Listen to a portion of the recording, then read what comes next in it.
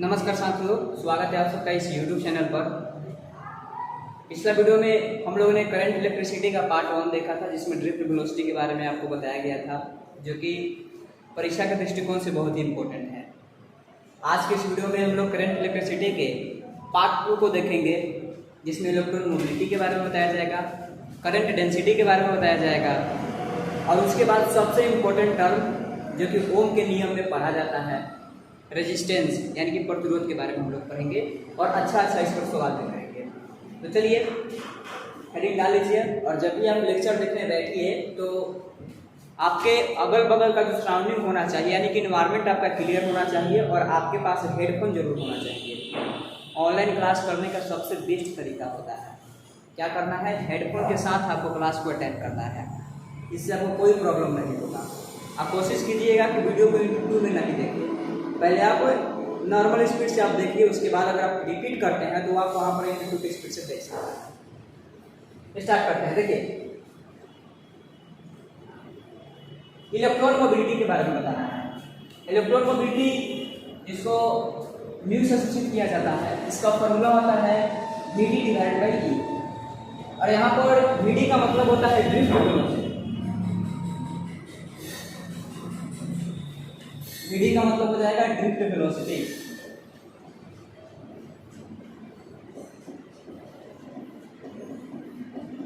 Drift velocity जो कि पिछला वीडियो में बताया गया है। अगर आपने पिछला वीडियो नहीं देखा है तो उसका लिंक डिस्क्रिप्शन बॉक्स में दे दिया गया है, आप जाइए वहां से पिछला वीडियो देख लीजिए। तो यहाँ पर क्लियर बताया जा रहा है कि म्यू बराबर होता है Vd डिवाइड बाई ई, और ई का मतलब होता है इलेक्ट्रिक फील्ड इंटेंसिटी। ई का मतलब होगा इलेक्ट्रिक फील्ड इंटेंसिटी। अब देखिए होता क्या है, 1 कूलम्ब चार्ज पर जितना भी इलेक्ट्रोस्टैटिक फोर्स लगता है उसको इलेक्ट्रिक फील्ड इंटेंसिटी कहा जाता है। और ड्रिफ्ट वेलोसिटी आप जानते होंगे, और म्यू बराबर हो गया Vd डिवाइड बाई ई, यानी कि यूनिट इलेक्ट्रिक फील्ड में जितना भी ड्रिफ्ट वेलोसिटी का मान होता है उसको इलेक्ट्रॉन मोबिलिटी कहते हैं। कोई भी इलेक्ट्रॉन ले लीजिए, जैसे कि आपको बताया गया था, एक सिलेंड्रिकल ट्यूब होता है इस तरीका से। अब इस सिलेंड्रिकल ट्यूब में जितने भी फ्री इलेक्ट्रॉन्स होंगे वे गति के कारण करंट प्रोड्यूस करेंगे। अब करंट प्रोड्यूस करेंगे, अब होता क्या है कि जब इसको एक बैटरी से कनेक्ट कर दिया जाता है तो वोल्टेज आ जाता है। जिधर इलेक्ट्रिक फील्ड रहेगा ठीक उसके उल्टा डायरेक्शन में करंट फ्लो होता है। फिर इसमें होगा क्या कि उस मूवमेंट की वजह से यहाँ पर एक इलेक्ट्रोस्टैटिक फोर्स भी आता है, उस फोर्स की वजह से एक एक्सेलरेशन आता है, उसको एक वेलोसिटी आता है, जिसको ड्रिफ्ट वेलोसिटी कहा जाता है। इसीलिए आपको रिकमेंड किया जा रहा है कि डिस्क्रिप्शन बॉक्स में पिछला वीडियो का लिंक दे दिया गया है, आप जाइए वहां से। ठीक है, तो फिलहाल में अभी आपको म्यू बराबर Vd डिवाइड बाई ई याद रखना है, जो कि ड्रिफ्ट वेलोसिटी का फॉर्मूला हुआ। डिफिनेशन क्या होगा, यूनिट इलेक्ट्रिक फील्ड इंटेंसिटी में जितना भी ड्रिफ्ट वेलोसिटी का मान होता है उसे इलेक्ट्रॉन मोबिलिटी कहा जाता है। ठीक, ये चीज आपको याद रखना है। अब एक सवाल है जो कि नीट 2020 में पूछा हुआ है, बहुत ही आसान सवाल है। अगर आप इसको सॉल्व कर सकते हैं तो वीडियो को पॉज कीजिए और सॉल्व करने की कोशिश कीजिए। नीट 2020 का सवाल है, देखिए क्या कर रहे हैं। A charge particle having drift velocity of 7.5 into 10 raised to the power minus 10 metre पर सेकेंड, यानी कि ड्रिफ्ट वेलोसिटी का मान दे दिया है। अब देखिए यहाँ पर डायरेक्ट बताया जा रहा है कि ड्रिफ्ट वेलोसिटी का मान 7.5 into 10 raised to the power minus 4, 7.5 into 10 raised to the power minus 4 metre पर सेकेंड। ठीक, उसके बाद देखिएगा in an electric field of, electric field का वैल्यू दिया हुआ है, और इसमें जो भी यूनिट लिखा गया है सब का सब ऐसा ही है, यहाँ पर मेंशन करके दिखाया गया है, और जो रिजल्ट आएगा वो भी ऐसा ही दिया हुआ है, यानी थोड़ा सा भी इसमें झंझट नहीं है। इसमें ई का वैल्यू दिया हुआ है, ई बराबर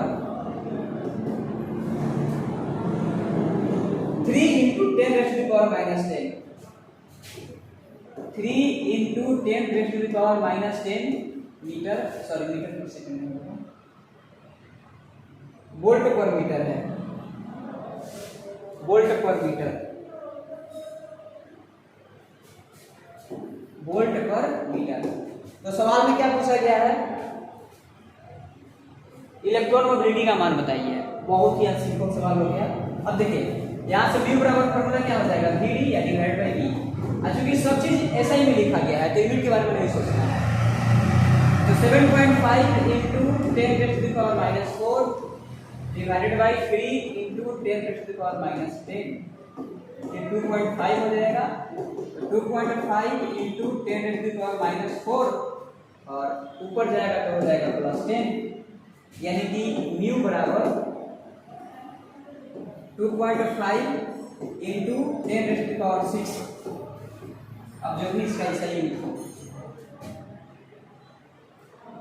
2.5 into 10 raised to the power 6, 2.5 into 10 raised to the power 6, option D सही होगा।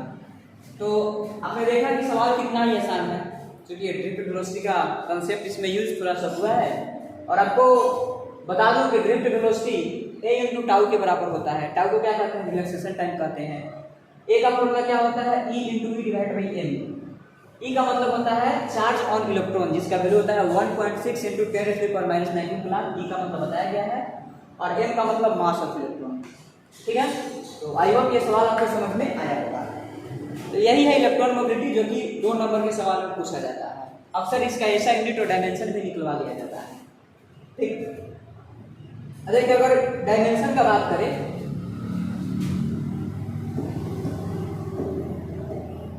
क्योंकि ये सवाल परीक्षा में पूछा गया है, बिहार बोर्ड के परीक्षा में ऑब्जेक्टिव क्वेश्चन में पूछा गया है कि इलेक्ट्रॉन मोबिलिटी का डायमेंशन क्या होता है। देखिए इसका डायमेंशन कैसे निकलेगा, क्योंकि हम जानते हैं कि म्यू बराबर drift velocity divided by electric field होता है। अब वेलोसिटी ड्रिफ्ट हो चाहे कैसा भी हो, उसका ऐसे यूनिट क्या हो जाएगा, मीटर पर सेकेंड।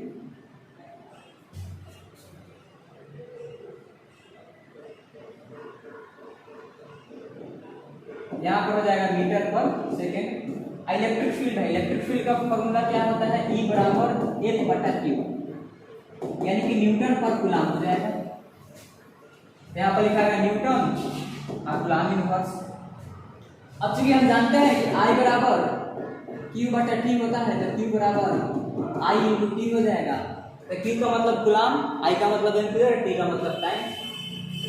अब यहाँ से अगर आप डायमेंशन लिखिएगा तो मीटर है तो मीटर का हो जाएगा L, और सेकेंड है तो T के पावर -1, और न्यूटन का होता है M L T के पावर -2।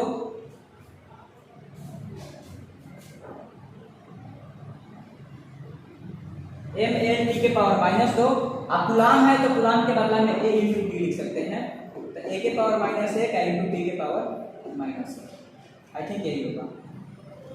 ठीक है, अब यहाँ से T के पावर -1 T के पावर -1 कैंसिल, और L से L भी कैंसिल हो गया, तो क्या बच गया, M के पावर -1। अब T के पावर -2 है तो ऊपर चला जाएगा, तो T के पावर 2 और 1 यही होना चाहिए। बाकी अगर कैलकुलेशन मिस्टेक होता है तो आप देख लेंगे। मीटर पर सेकेंड, न्यूटन पर कूलम, L T के पावर -1, M L T के power -2, A inverse T inverse. ठीक है, T के पावर -1 T के पावर -1 कैंसिल, L से कैंसिल, तो N इनवर्स T के पावर 2 और ठीक है, यही आंसर होगा। तो ये चीज आपको याद रखना है कि इलेक्ट्रॉन मोबिलिटी का डायमेंशन M के पावर -1 T के पावर 2 और A के पावर 1 होता है। अगर ये नहीं आ रहा तो प्रोसेस याद रखिए, प्रोसेस से सवाल बन जाता है। ठीक, अब देखिए आगे क्या देखना है। ये सवाल क्लियर हो गया। इसके बाद पढ़ना है आपको relationship between VD and I। VD का मतलब होता है ड्रिफ्ट वेलोसिटी, I का मतलब होता है करंट। ड्रिफ्ट वेलोसिटी और करंट के बीच में एक रिलेशन होता है जो कि पढ़ना होता है।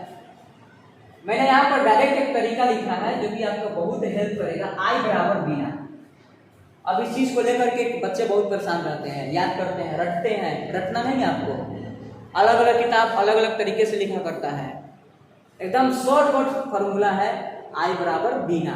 अगर आप बिना वर्ड को याद रखते हैं तो समझिए कि ड्रिफ्ट वेलोसिटी और करंट के बीच का रिलेशन का जो फॉर्मूला होता है वो डायरेक्ट आपको याद हो गया। अब देखिए आई और बीना है तो ड्रिफ्ट वेलोसिटी बी, यानी कि इसके साथ फिर ई ला दीजिए, अन्ना मतलब एन आखिरी कर दीजिए, तो आई बराबर बीना।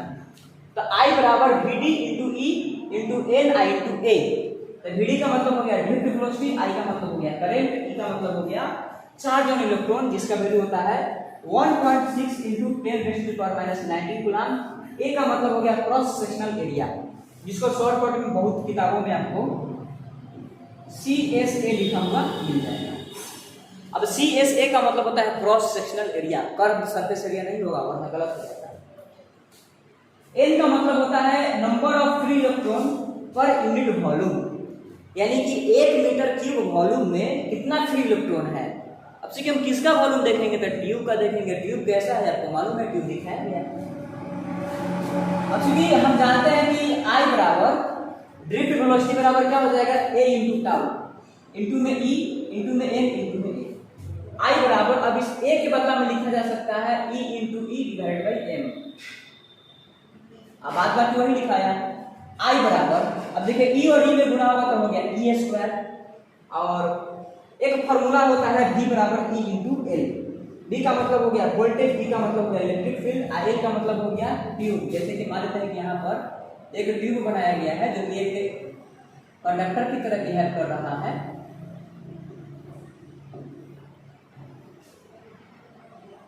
और इसको अगर एक बैटरी से कनेक्ट कर दिया जाए तो इसका जो भी वोल्टेज होगा उसको कहा जाएगा V। इसमें जो इलेक्ट्रिक फील्ड जनरेट होता है उसको कहा जाता है E, और इसका जो लंबाई होता है उसको कहा जाता है L। तो यहीं से फॉर्मूला बनता है V बराबर E इंटू L। तो यहां से आप लिख सकते हैं E बराबर हो जाएगा V बटा L, ठीक। तो यहां से I बराबर E में E से गुना हो गया था E स्क्वायर, और ये जो कैपिटल E लिखा हुआ है इसके बदला में हो गया V बटा L। आई टी में हो गया टाउ, फिर एन हो गया, फिर ए हो गया, और यहाँ डिवाइड में जो ए है यहाँ पर आ गया। तो फॉर्मूला हो गया आई बराबर e square into v two tau into n into A divide by m l, जो कि आपको रटना नहीं है। आप आई बराबर बिना अगर याद रखते हैं तो यहाँ तक पहुँचने में कोई दिक्कत नहीं होगा, ठीक है।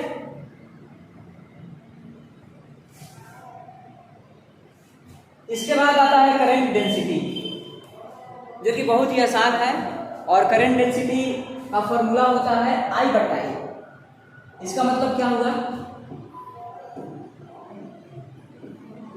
Value of current per unit area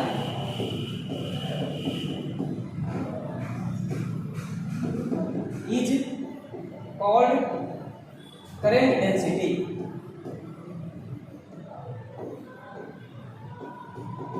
बहुत ही सिंपल डिफिनेशन है, यानी कि 1 मीटर स्क्वायर में जितना भी करंट फ्लो होता है उसको करंट डेंसिटी कहा जाता है।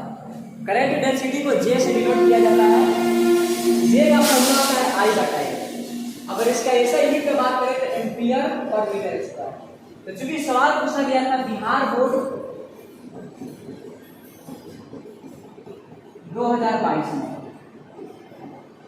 ऑब्जेक्टिव के तौर पर सवाल पूछा गया था कि ऐसा यूनिट ऑफ करंट डेंसिटी क्या होगा, ऐसा यूनिट ऑफ करंट डेंसिटी क्या होगा। तो अभी अभी आपको बताया गया है कि करंट डेंसिटी का ऐसा यूनिट क्या होगा, एम्पियर पर मीटर स्क्वायर होगा। अब ये सिलेंड्रिकल ट्यूब है, इसमें से आई करंट फ्लो हो रहा है जिसका क्रॉस सेक्शनल एरिया नहीं है। ए का मतलब हो जाएगा cross sectional area. Total area और क्रॉस सेक्शनल एरिया में बहुत अंतर होता है। क्रॉस सेक्शनल एरिया तो यही होता है करंट डेंसिटी, जो कि बहुत ही आसान है, ठीक। अब चलिए अभी का और इस वीडियो का सबसे इंपॉर्टेंट बात है इलेक्ट्रिकल रेजिस्टेंस, जिसको R से डिनोट किया जाता है। फॉर्मूला होता है R बराबर V बटा I। इसका मतलब क्या हुआ, R बराबर V बटा I का मतलब 1 एम्पियर का करंट फ्लो होने में जितना भी वोल्टेज लगता है। फिर से समझिएगा, देखिए फॉर्मूला है R बराबर V बटा I। इसका मतलब कि 1 एम्पियर का करंट फ्लो होने में जितना भी वोल्टेज लगता है उसी को रेजिस्टेंस कहा जाता है। आप डिफिनेशन लिख सकते हैं,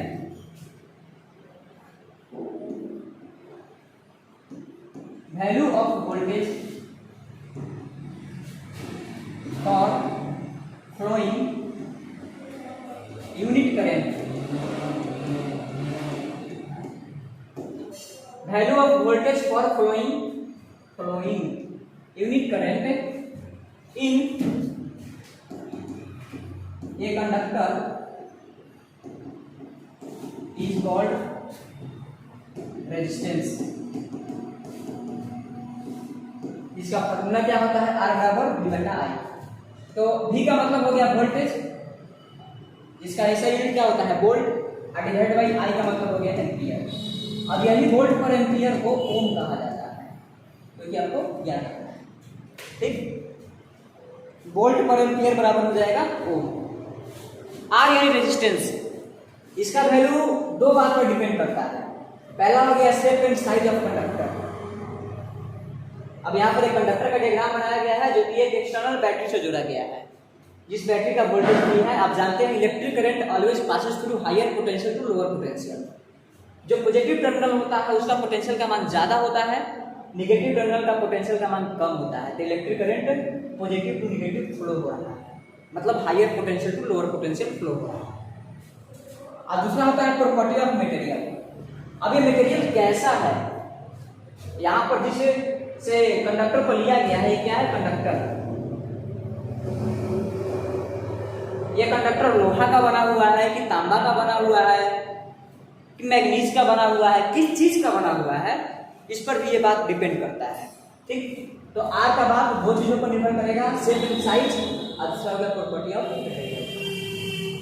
अब चूंकि एक सवाल पूछा जाता है, अभी आपको इलेक्ट्रॉन मोबिलिटी का डायमेंशन निकाल करके बताया गया है, अब बताया जाएगा रेजिस्टेंस का डायमेंशन क्या है। R का डायमेंशन क्या है, तो चूंकि R बराबर होता है V बटा I। V का मतलब हो जाएगा वोल्टेज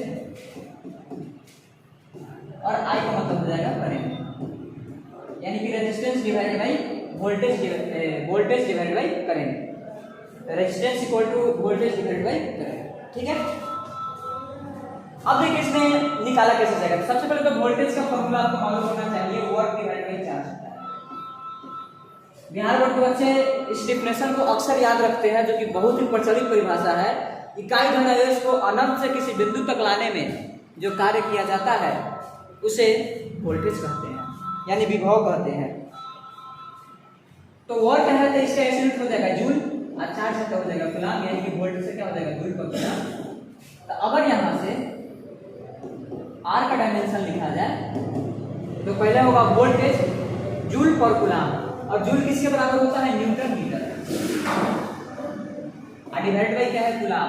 और न्यूटन का डायमेंशन होता है m l t के पावर -2, और मीटर है तो मीटर का हो जाएगा l, और कूलम है तो कूलम की पावर में -1 है तो एम्पियर इनवर्स हो जाएगा और टाइम इनवर्स हो जाएगा। तो वोल्टेज के बदला में क्या लिखा गया है, और I का मतलब होता है करंट, तो बटा में आ गया एम्पियर। अब यहाँ से सवाल क्लियर हो गया। R बराबर m और L पावर में हो जाएगा L के पावर 2, ठीक है। M का काम खत्म, L और L खत्म। उसके बाद बच गया T, तो T के पावर हो जाएगा -T। अब चूंकि A नीचे है ऊपर जाएगा तो -1 हो जाएगा, तो A के पावर हो जाएगा -1, ठीक है।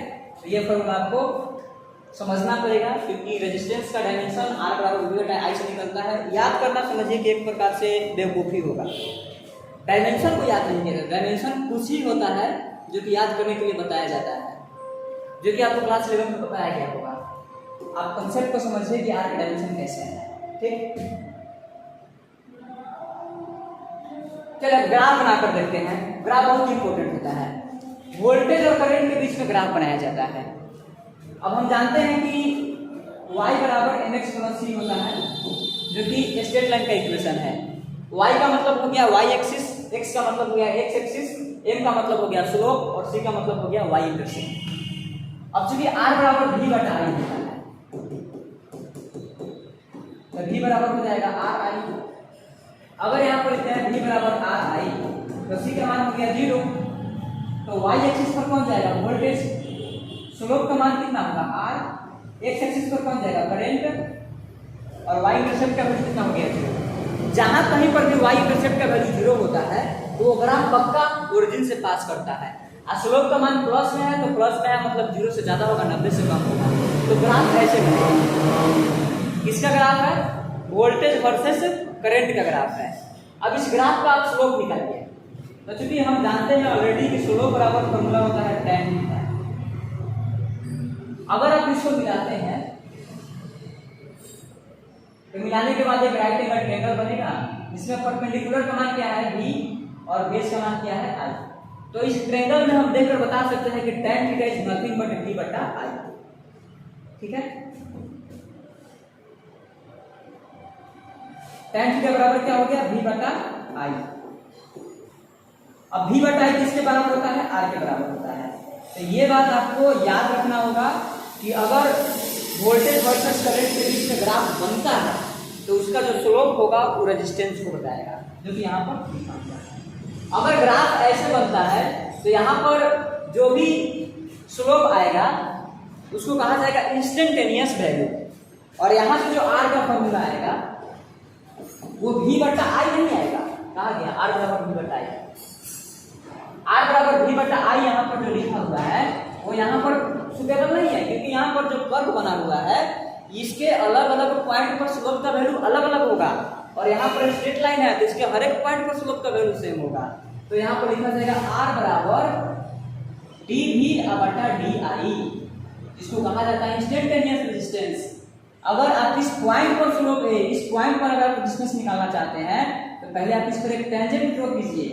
टेंजेंट ड्रॉ करने के बाद अगर ये थीटा एंगल बनाता है तब यहाँ से आप कहिएगा m बराबर tan थीटा, जो किसके बराबर है,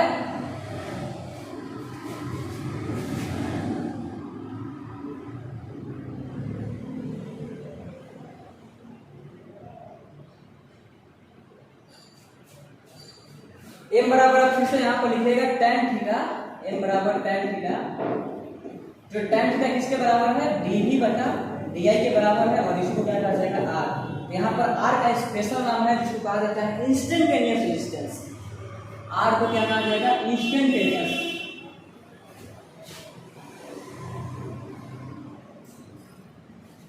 इसका नाम हो जाएगा इंस्टेंटेनियस रेजिस्टेंस, इंस्टेंटेनियस। ठीक है, इंस्टेंटेनियस रेजिस्टेंस कहा जाएगा। तो आई होप ये ग्राफ आपको समझ में आया होगा। बहुत ही इंपॉर्टेंट है, आपको याद रखना है कि वोल्टेज वर्सेस करंट के बीच का जो ग्राफ बनाता है उसका स्लोप क्या देगा, तो रेजिस्टेंस देगा। ठीक,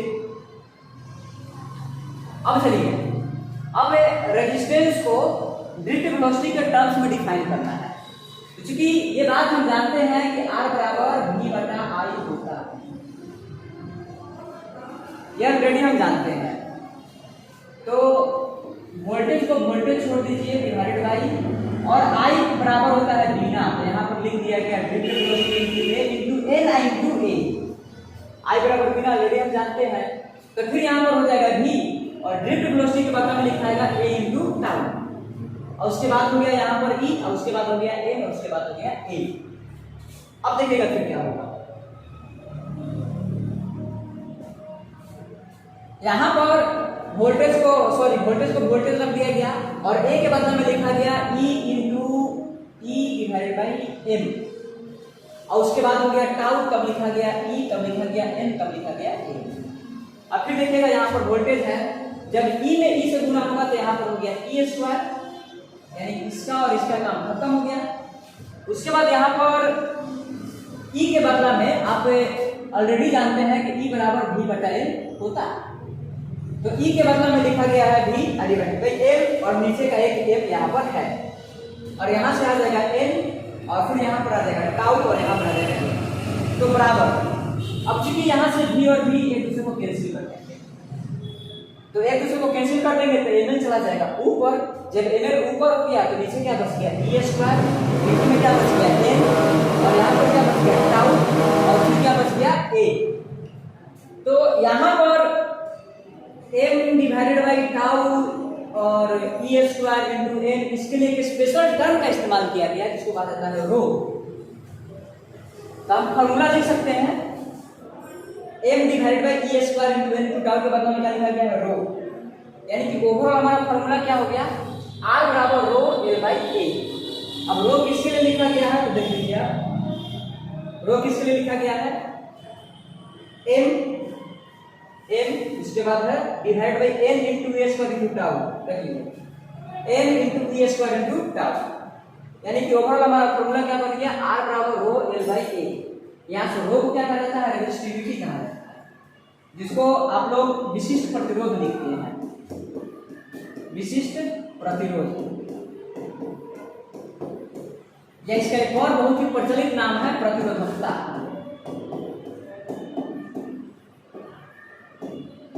प्रतिरोधकता, ठीक है, रेजिस्टिविटी कहिए या इसको स्पेसिफिक रेजिस्टेंस कहिए। अब काफी पॉपुलर सवाल है रो का ऐसा यूनिट क्या होगा, बहुत ही सिंपल है, आप लोग जानते होंगे पहले से। तो चूंकि हम जानते हैं कि r बराबर रो l बाई a होता है, r यानी क्या हो गया ओम, रो का यूनिट निकालना है, l का मतलब लेंथ तो मीटर, a का मतलब एरिया, कैसा एरिया क्रॉस सेक्शनल एरिया तो मीटर स्क्वायर, मीटर से मीटर कैंसिल, यहाँ से रो बराबर आ गया ओम मीटर। तो इसको आपको याद रखना है। अब इसी प्रकार से अगर रो का डायमेंशन भी पूछेगा तो आप निकाल दीजिएगा, क्योंकि ओम का डायमेंशन ऑलरेडी आपको बता दिया गया है। चलिए रो का डायमेंशन निकाल लेते हैं, क्या होगा। सवाल पूछा गया है रो का डायमेंशन बताइए। देखिए रो में क्या है, ओम है और उसके बाद मीटर है। इसका डायमेंशन निकालने के लिए पहले आपको ओम का डायमेंशन आना चाहिए, जो कि बताया गया है। देखिए ओम का डायमेंशन होगा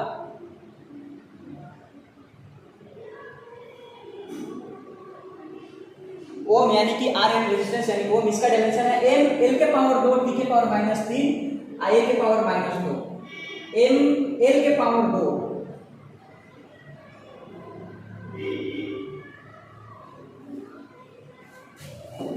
एम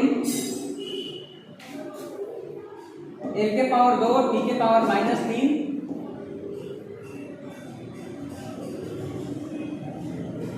ए के पावर -2। आई थिंक ये निकला है, और फिर से मिला लेते हैं।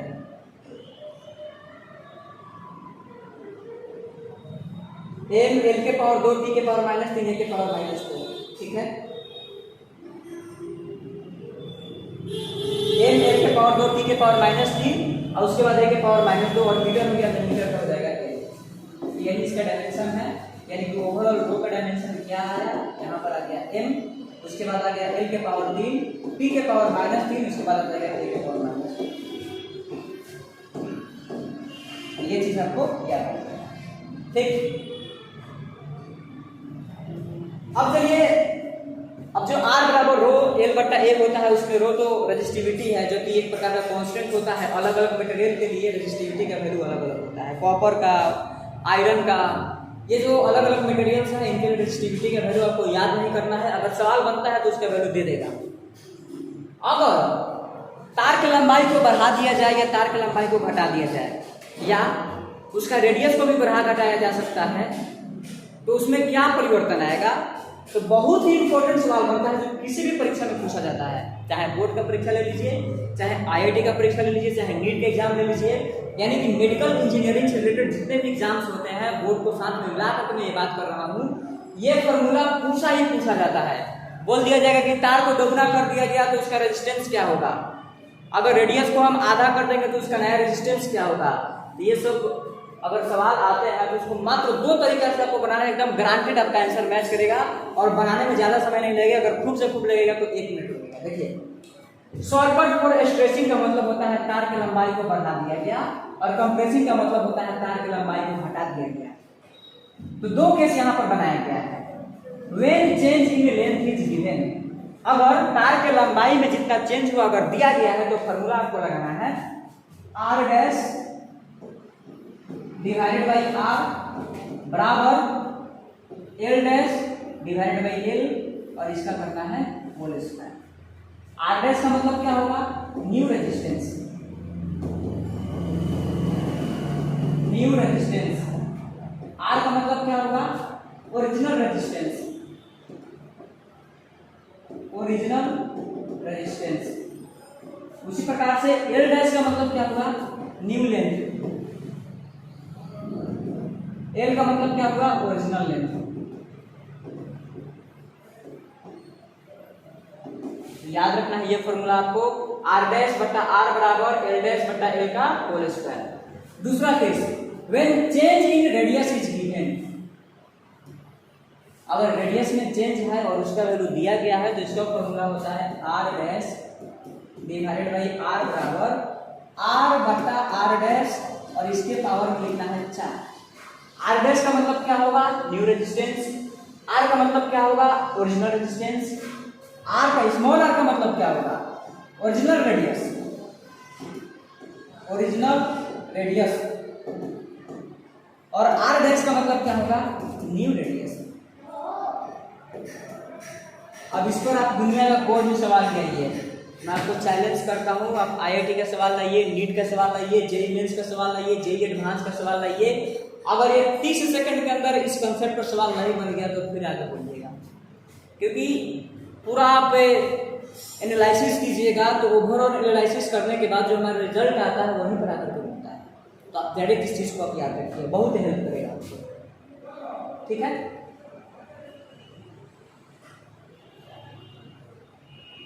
चलिए अब सवाल बनाते हैं, बड़ा ही जबरदस्त सवाल है, अगर आप इसको खुद से बना सकते हैं तो कोशिश कीजिए।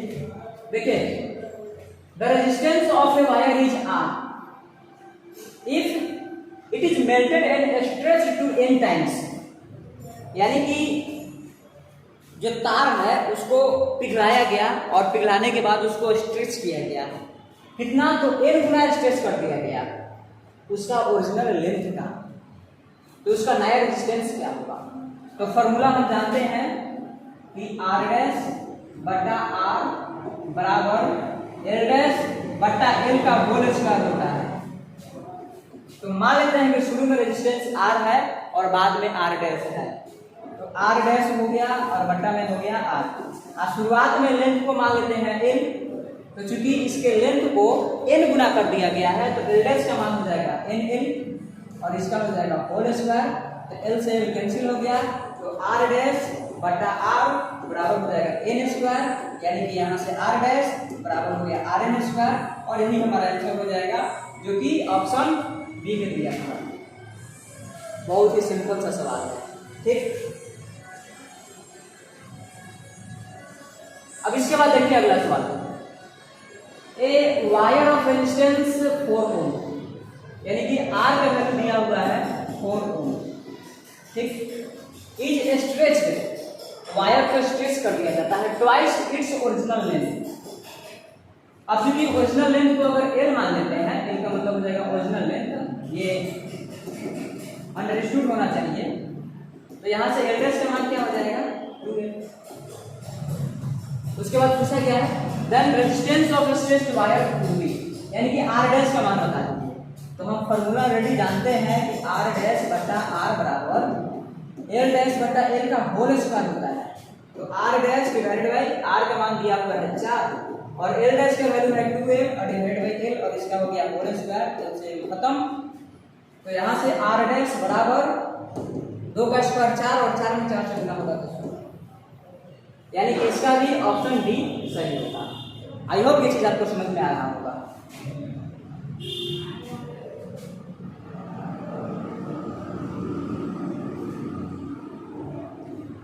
अब देखिए अगला सवाल क्या है, ए वायर ऑफ, एक मिनट,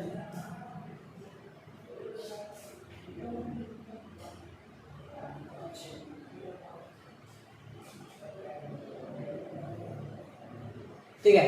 अगला सवाल है a wire of certain material, okay, is stretched, certain material से बने हुए वायर को स्ट्रेच किया जाता है स्लोली बाई 10%, वायर को स्ट्रेच कितना किया 10% किया गया, ठीक है। Its new resistance and specific resistance becomes its new resistance, okay, यानी कि आर पूछा जा रहा है, and specific resistance becomes respectively. अब एक बात तो कंफर्म है कि इसका रेजिस्टिविटी यानी कि स्पेसिफिक रेजिस्टेंस चेंज नहीं होगा। अगर मान लेते हैं कि तार तांबा का होगा तो आप उसको घटा दीजिए चाहे बढ़ा दीजिए, उसके लंबाई को आप आधा कर दीजिए चाहे दोगुना कर दीजिए, शुरू में जितना रेजिस्टिविटी था बाद में उतना ही होगा। तो इतना तो श्योर है। अब इस सवाल को बनाकर पहले देखते हैं, अगर आप बना सकते हैं तो पॉज कीजिए और बनाइए इसको। क्योंकि हम जानते हैं कि r डैश बटा r बराबर, इसमें तो रेडियस का एक बात नहीं किया है, लेंथ का ही बात किया जा रहा है। r डैश बटा r बराबर l डैश बटा l का होल स्क्वायर होता है। तो मान लेते हैं कि शुरुआत में तार का लंबाई था 100 मीटर, अब 10% बढ़ा दिया गया, मतलब 10 मीटर बढ़ा दिया गया है, तो फिर नया लेंथ कितना हो जाएगा 110 मीटर, और यहाँ पर हो गया 0 से 0 कैंसिल। तो r डैश बटा r बराबर r डैश बटा r बराबर हो जाएगा 11/10 का होल स्क्वायर, 11/10 का होल स्क्वायर। तो r डैश बटा r बराबर 11 का स्क्वायर यानी कि 121 और 10 का स्क्वायर यानी कि 100। तो यहाँ से r डैश बटा r बराबर 1.21 हो गया, तो r डैश बराबर हो जाएगा 1.21 इंटू r, और रो क्या होगा तो रो सेम होगा, यानी कि उसका रेजिस्टेंस 1.21 टाइम्स हो जाएगा और रो का वैल्यू सेम होगा। अब देख लेते हैं कौन सा ऑप्शन में है, 1.21 टाइम्स सेम, ऑप्शन डी सही होगा। ठीक,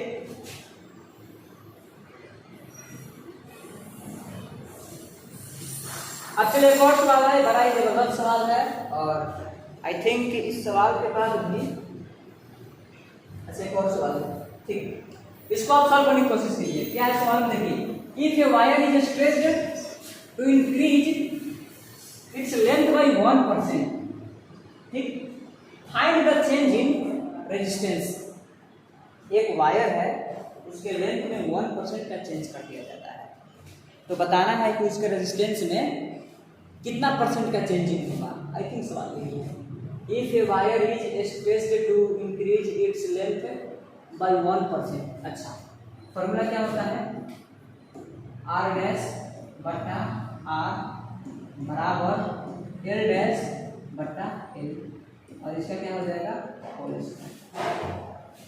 ठीक है, शुरुआत में रेजिस्टेंस कितना माना गया है, r माना गया है।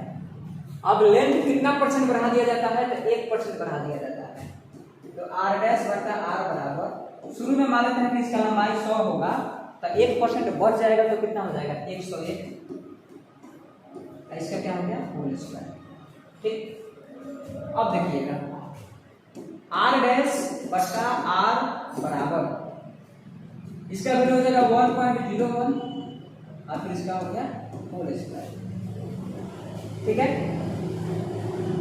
अब यहाँ से r डैश बटा r बराबर, अब 1.01 है और इसका होल स्क्वायर करना है, तो 1.01 और 1.01 1 हो जाएगा, फिर हो गया 0, फिर 1 0 0 0 1 0 1 1 0 1 1 2 0 1 1 2 3 4, यानी डिस्मल आएगा अप्रोक्सीमेटली 1.02। ठीक है, 1.02 आ रहा है, 1.02।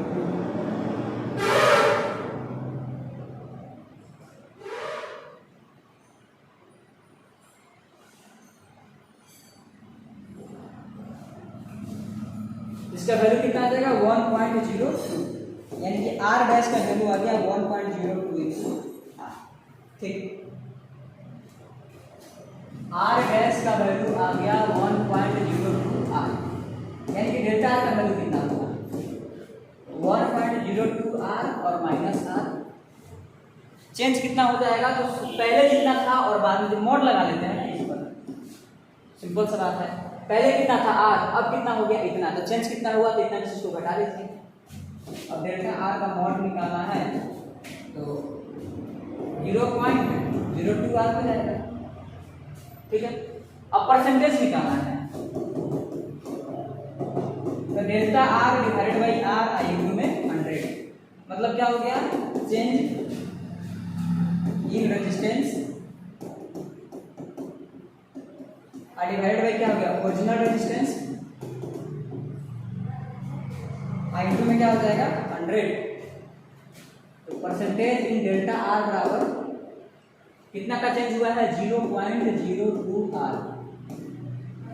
आर डिवाइडेड बाई ओरिजिनल कितना है आर, अब गुना में क्या हो जाएगा 100, आर से आर कैंसिल, तो परसेंटेज चेंज बराबर हो गया 2। तो इसका आंसर क्या हो जाएगा 2%, 2%। ऑप्शन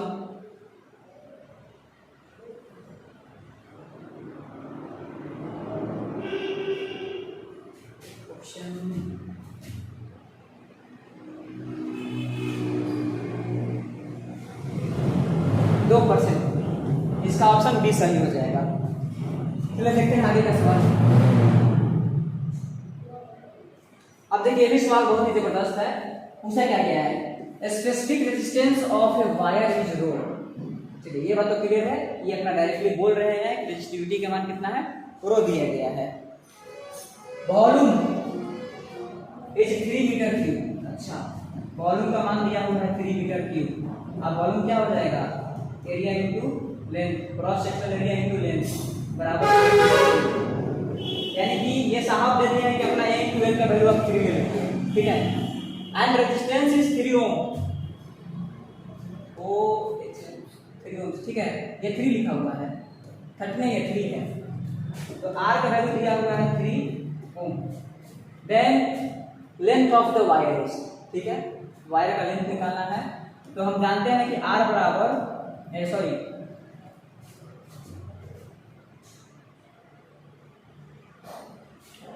आर बराबर रो एल बाई ए होता है। तो आर का वैल्यू कितना दिया हुआ है 3 और रो का वैल्यू रो दिया हुआ है, ठीक है। और यहाँ पर लेंथ को एल लिखा गया है और इस ए के बदला में 3 बाई एल लिखा गया है। ए के बदला में क्या हो जाएगा 3 डिवाइड बाई एल, ठीक। तो यहाँ से हो गया 3 बराबर रो इंटू एल,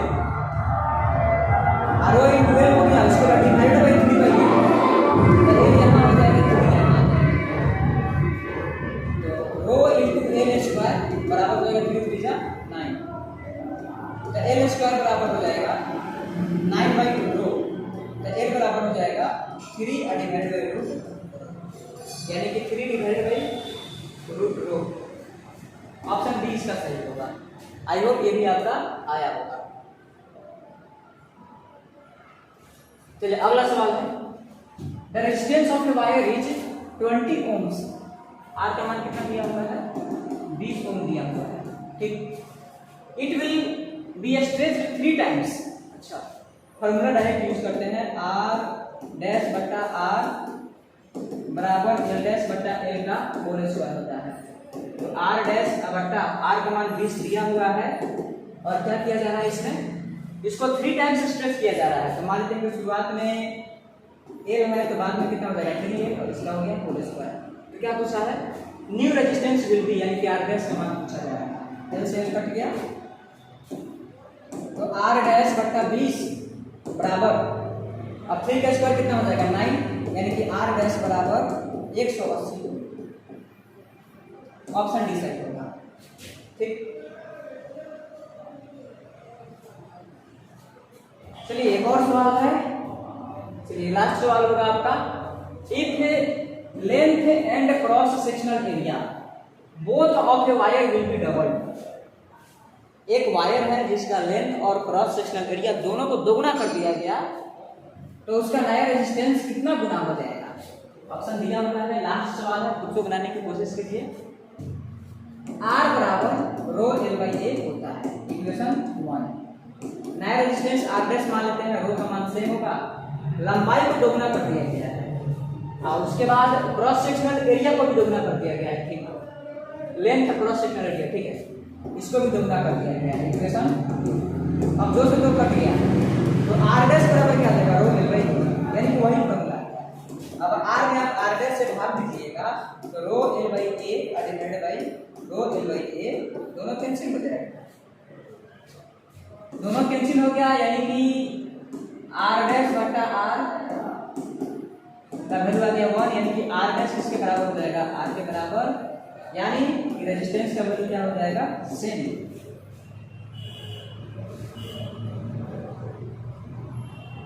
ऑप्शन में से इसका ऑप्शन बी सही होगा। ठीक,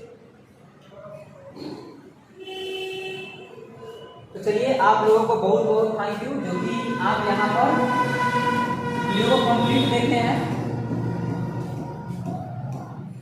आई होप ये सारा चीज आपको समझ में आ गया होगा, और आप कमेंट करके बताइएगा कि वीडियो कैसा लगा।